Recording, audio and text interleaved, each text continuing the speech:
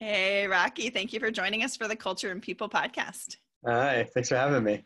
Cool. Let's get started. In a few Okay. sentences, tell us who you are and what you do. All right. My name is Rocky Jones. That's who I am. Let's see. What do I do? Oh, gosh. So currently, for my job, I work for Kohls. I'm the art manager for the men's and young men's team. Outside of Kohls, I am a personal development coach. And through what's your company called?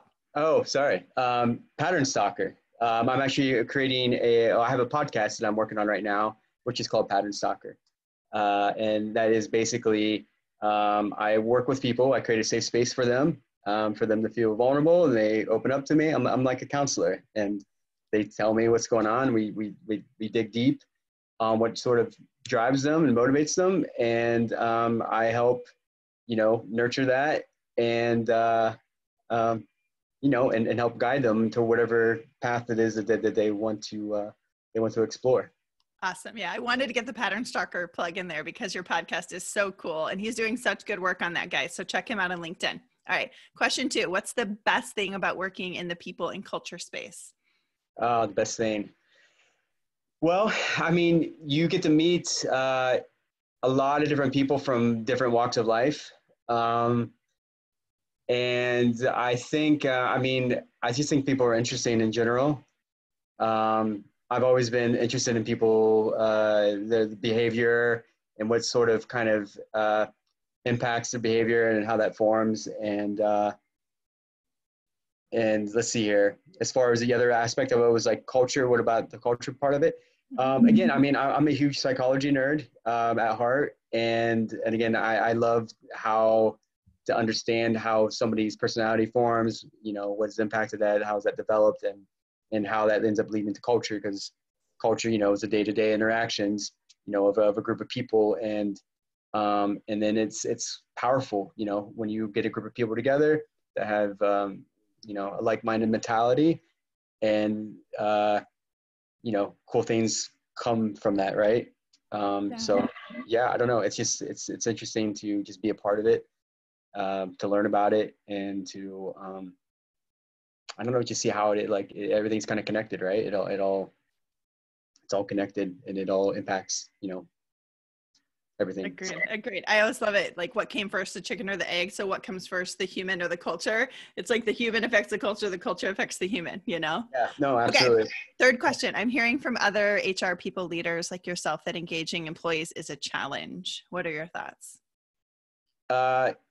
Yeah, but it depends on what do you mean by engaging people? Do you like engaging with work or engaging into their own? Usually at work. Yeah. Yeah, and we're talking, just to put it in context, this is post-COVID, correct? I do think there's the cover of COVID, but yeah, what are you thinking maybe right now about engaging employees? How does that look for you? Oh my gosh. Well, in my world, I would say, in art, like my team and other people and other artists I talk with, like they're loving working from home. So they're highly engaged because there's no meetings, or there is meetings, but it's more minimal and there's less interruption. So they can totally deep dive into their work and feel productive and that sense of accomplishment, right? Which is super important. Engagement, and as far as like, the culture aspect of it, and you and I have talked about this before. I just think culture has sort of taken a back seat because people are working remotely, and there's nothing like being together and having that relationship in person and that human connection. It's hard to capture that remotely, virtually. And I would say the culture has suffered from that, just from my perspective. Even for me as a leader, I've had to change and pivot away from how I sort of lead my team. And it's more organizational and less, the rah, like get fired up. You know what I mean? It's sort of like, here's exactly what we need to do. And you sort of, empower them to manage their workload and their day based off of of that, and right, and I have to be very, very clear about how I'm communicating that. And so yeah, I would say the engagement, it's a bit all over the place, honestly. Yeah. Good Well, for work, but not so good for culture. I agree. I agree. And the culture is needed to sustain it, in my opinion. But what advice would you share with other organizations working to advance people and culture? Let's see here. It's a good question. Um, I think it depends on what who the company is, Mm. what's their mantra, what do they stand for, and is part of their mantra, you know, is what is it rooted in? Is the objective to change the world, right? Like Apple, for instance. Mm.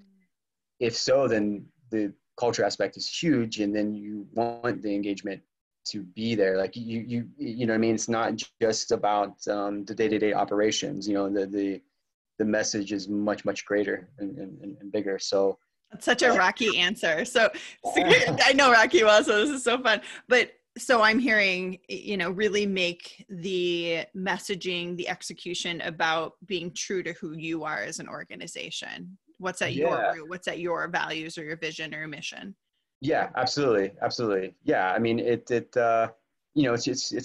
against your mantra. You know, Mm-hmm. are you in the business of, again, like changing the world, or sustainability, or impacting those things. uh,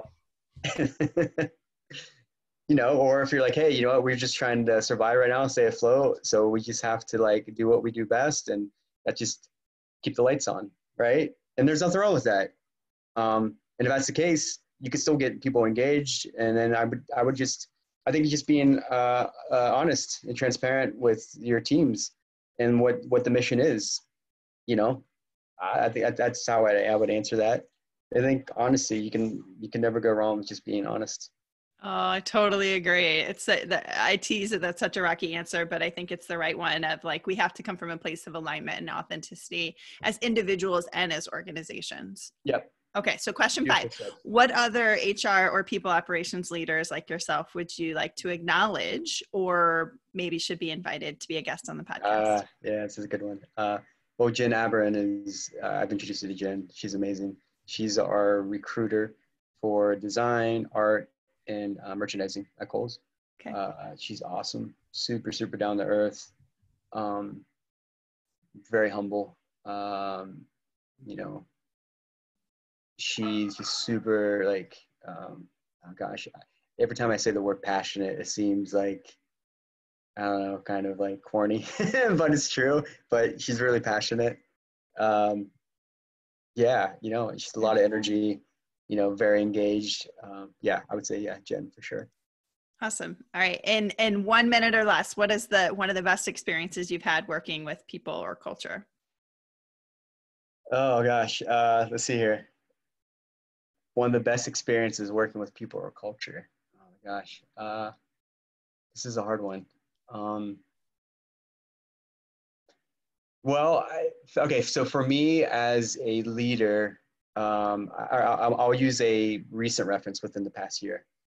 So for me, I think what personally fulfills me, um, to put this in context, so since I do personal development coaching outside of my job, it's actually very in line with my job as a leader, right? It's sort of like the perfect match in some ways, because I can, I get paid as my profession as that, to be a leader for an organization, but I also do that I would do it as a hobby, without being paid.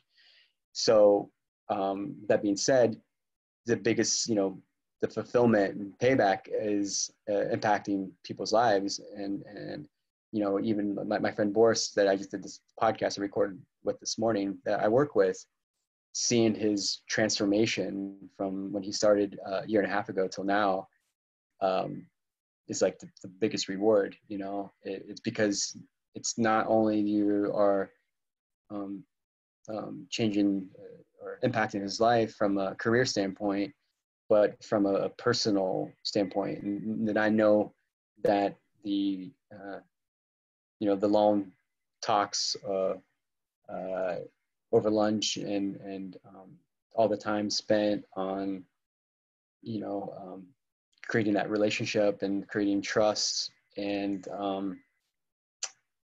it's like, it's this concept of farming versus hunting, because you plant these seeds, and then when you see it sort of take hold with certain people, and then you want to kind of continue like watering it and nurturing it, and it's a payoff. It's like a garden, right? You put all this hard work into it, but eventually you're going to see the reward, right? The fruits, right? You got to water those seeds. I love it. I often refer to myself as a seed planter too. So Rocky, you and I are huge talkers. We could go on and on, but we are at time. So thank you for joining today. Awesome. Cool. Thanks, Thanks, Anna. Rocky. We'll connect everybody soon. Okay, cool.